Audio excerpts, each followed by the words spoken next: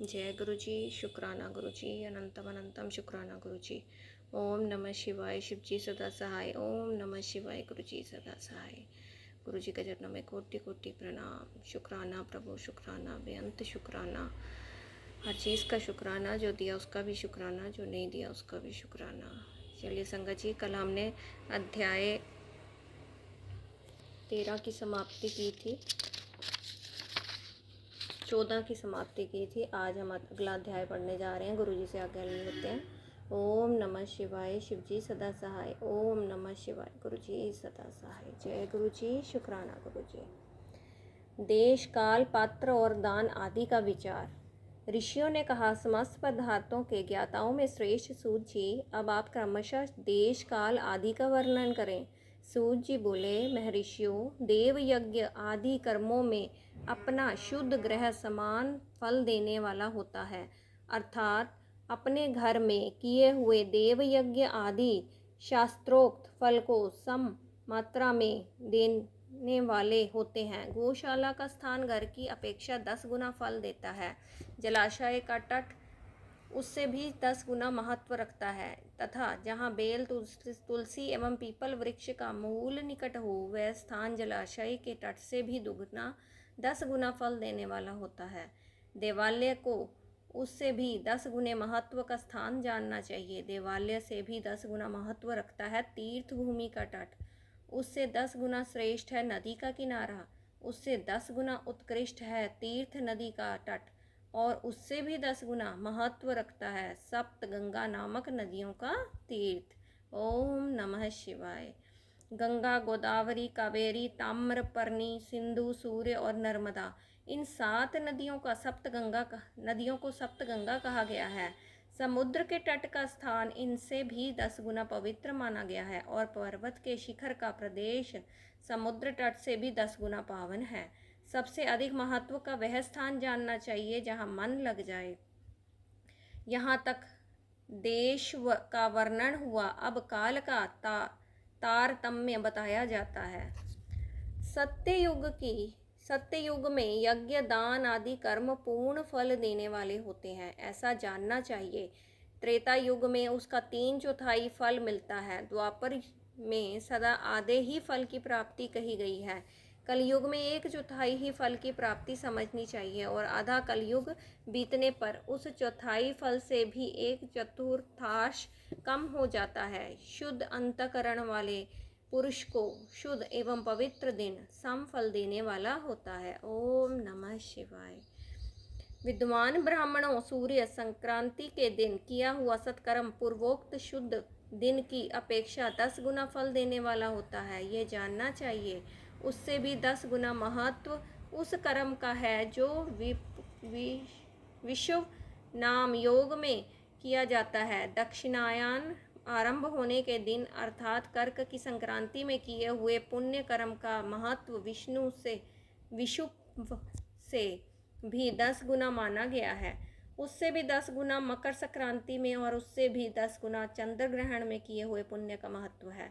सूर्य ग्रहण का समय सबसे उत्तम है, उसमें किए गए पुण्य कर्म का फल चंद्र ग्रहण से भी अधिक और पूर्ण मात्रा में होता है। इस बात को विज्ञ पुरुष जानते हैं। जगत रूपी सूर्य का रूप राहु रूपी विष से संयोग होता है, इसलिए सूर्य ग्रहण का समय रोग प्रदान करने वाला है। अतः उस विष की शांति के लिए उस समय स्नान, दान और जप करें। ओम नमः शिवाय।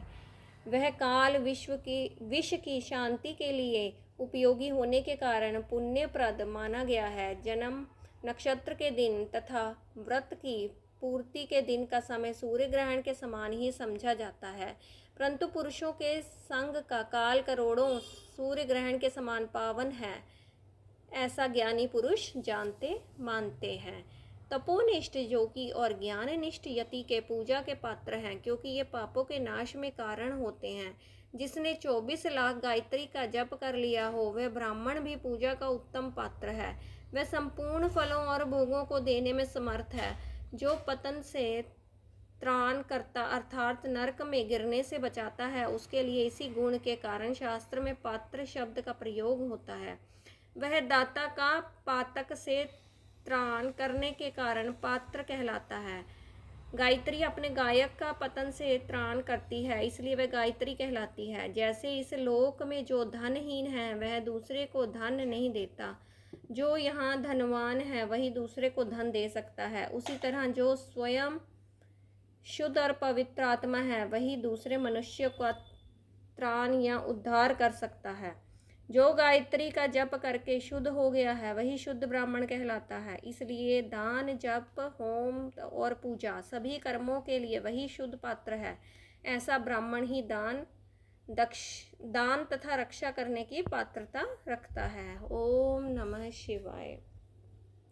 स्त्री हो या पुरुष, जो भी भूखा हो वही अन्नदान का पात्र है। जिसको जिस वस्तु की इच्छा हो उसे वह वस्तु बिना मांगे ही दे दी जाए तो दाता को उस दान का पूरा पूरा फल प्राप्त होता है। ऐसी महर्षियों की मान्यता है।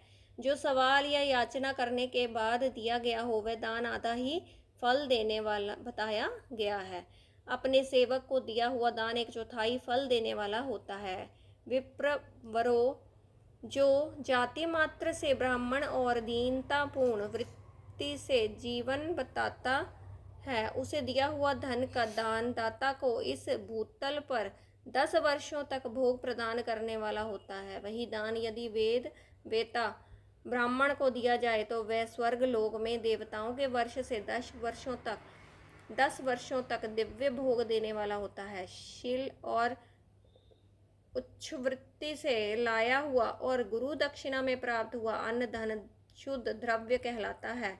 उसका दान दाता को पूर्ण फल देने वाला बताया गया है। क्षत्रियों का शौर्य से कमाया हुआ, वैश्यों का व्यापार से आया हुआ और शूद्रों का सेवा वृत्ति से प्राप्त किया हुआ धन भी उत्तम द्रव्य कहलाता है।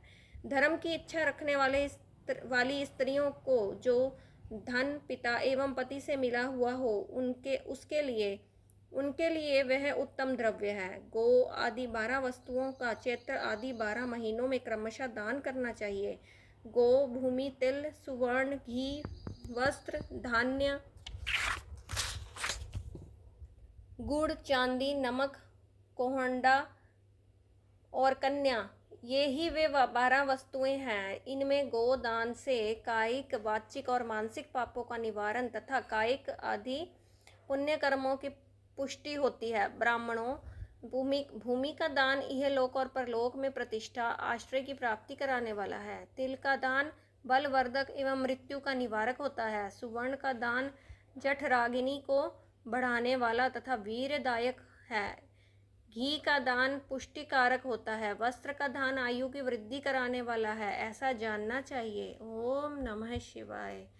धान्य का दान अन्न धन की समृद्धि में कारण होता है। गुड़ का दान मधुर भोजन की प्राप्ति कराने वाला होता है। चांदी के दान से वीर्य की वृद्धि होती है।